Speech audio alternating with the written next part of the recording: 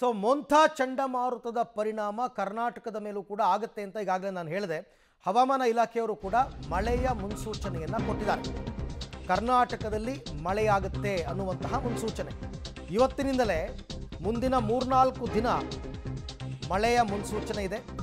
ಅದರಲ್ಲೂ ಪರ್ಟಿಕ್ಯುಲರ್ ಆಗಿ ಉತ್ತರ ಕರ್ನಾಟಕ ಭಾಗದಲ್ಲಿ ಮಳೆಯ ಎಫೆಕ್ಟ್ ಜಾಸ್ತಿ ಇರುತ್ತೆ ಅಂತ ಮೇ ಬಿ ಪಾಸಿಬಲಿ ನಿಮಗೆ ದಕ್ಷಿಣ ಒಳನಾಡು ಭಾಗದಲ್ಲೂ ಕೂಡ ಬೆಂಗಳೂರು ಗ್ರಾಮಾಂತರ, ಬೆಂಗಳೂರು ದಕ್ಷಿಣ, ಮಂಡ್ಯ, ಹಾಸನ ಈ ಭಾಗದಲ್ಲೂ ಕೂಡ ಮಳೆಯನ್ನು ಎಕ್ಸ್ಪೆಕ್ಟ್ ಮಾಡ್ಬೋದು.